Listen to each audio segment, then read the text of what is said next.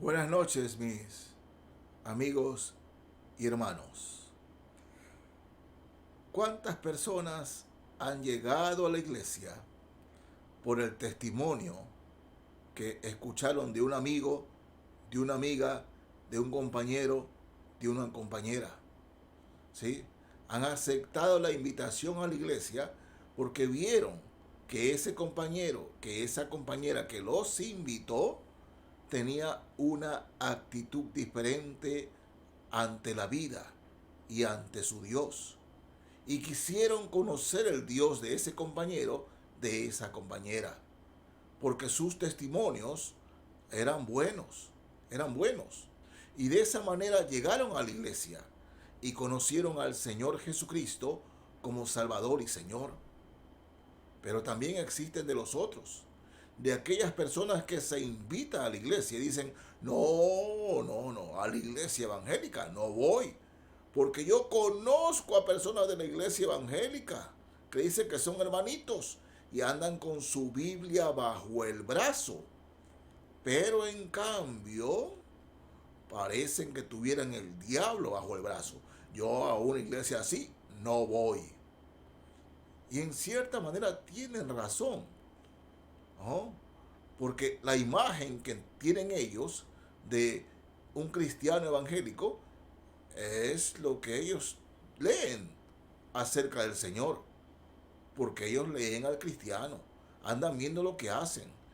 Y cuando el cristiano tiene un mal testimonio, no atrae a nadie a Cristo, más bien lo repele. Veamos en el libro de Lucas, Evangelio según San Lucas, el capítulo 7. Vamos a leer desde el verso 1.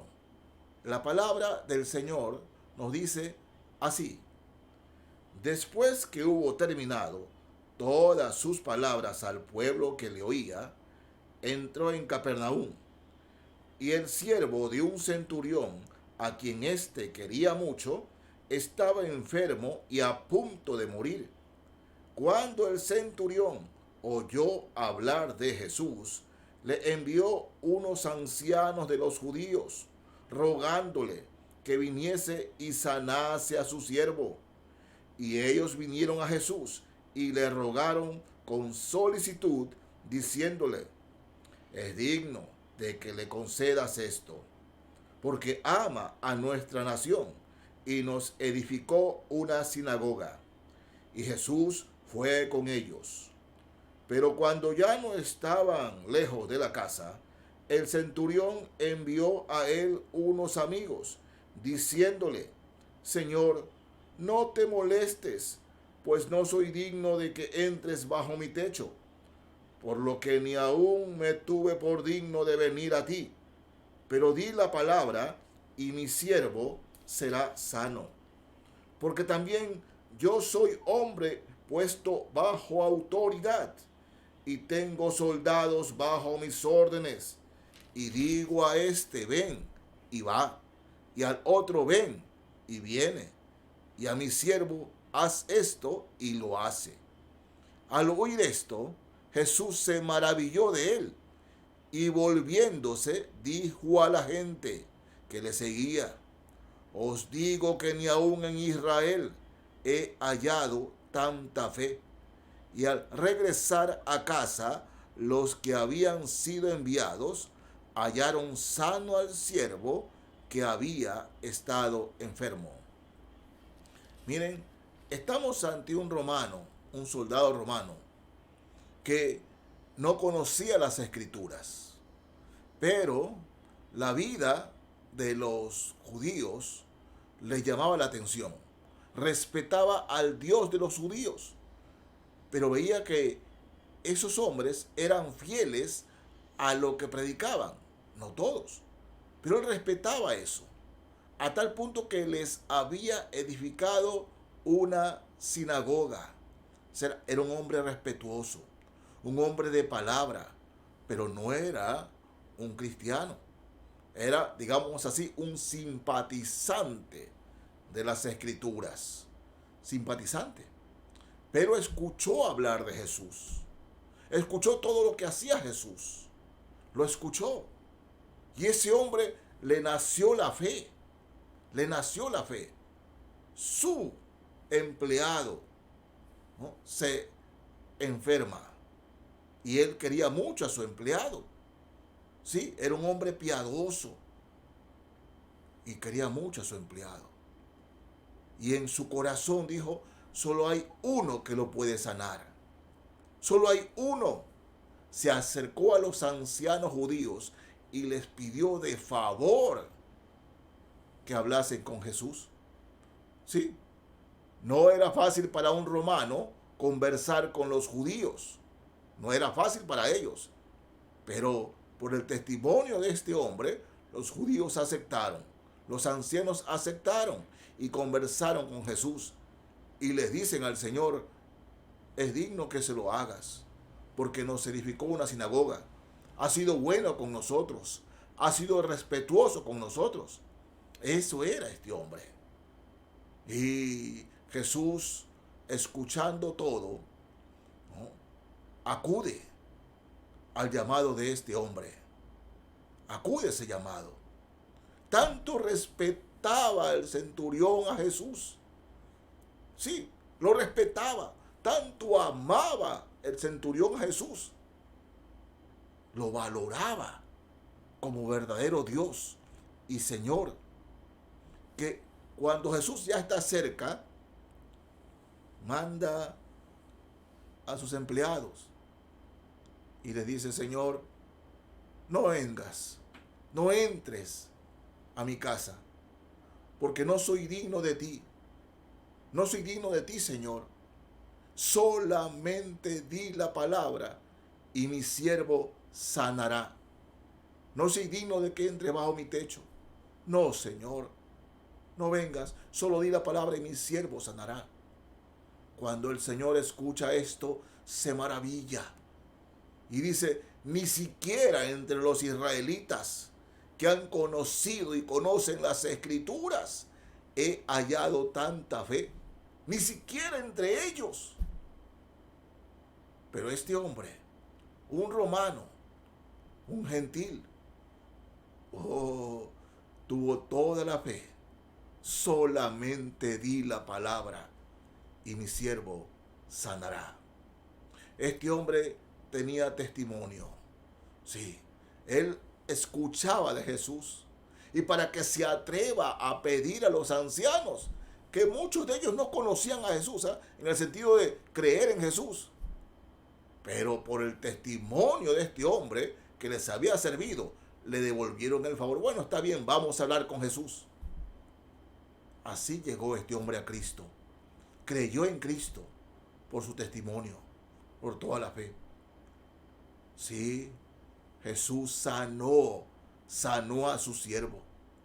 El hombre consiguió lo que buscó porque encontró a Cristo, porque tuvo fe en el Señor Jesucristo y su fe estaba basada en su testimonio, hermanos. Su testimonio era porque Cristo, a pesar de que él no lo había visto, pero todo lo que escuchaba del Señor, él lo tomaba como cierto, como cierto.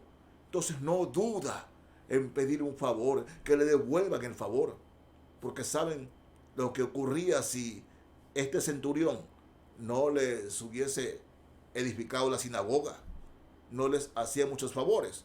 Los judíos muy probablemente no se hubieran atrevido a ir a Jesús, pero le devolvieron el favor porque este hombre tenía buen testimonio.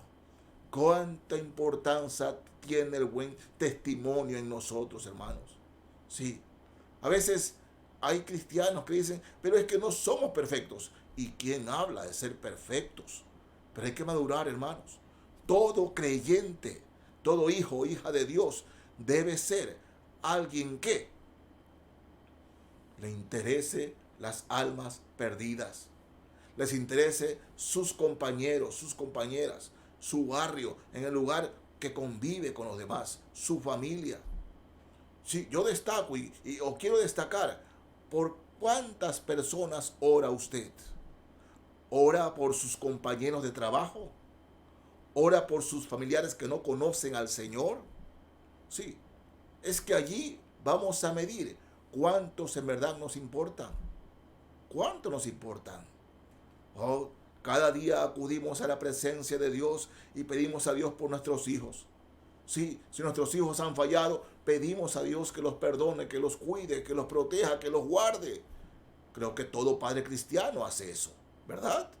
Y es correcto, así debe ser, porque debemos proteger a nuestros hijos y la primera protección es la oración, la oración. Pero hermanos, no es allí donde debe acabar nuestra piedad, sino también qué importancia tienen los que no conocen al Señor. Sí, los que no conocen al Señor, los que con nosotros se viven diariamente. Hay muchos creyentes que solamente por su actitud y por su manera de vivir atraen a Cristo. ¿Por qué es así usted? Usted es diferente. Yo lo veo diferente. Yo la veo diferente. De verdad.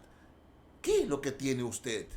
Y aprovechamos para testificar de Cristo, ¿no? En cambio hay otros que por su manera de ser y por su actitud, hasta les da vergüenza decir que son cristianos, porque saben que su testimonio no es el mejor. Sí, hermanos. No. Tomemos muy en serio su palabra.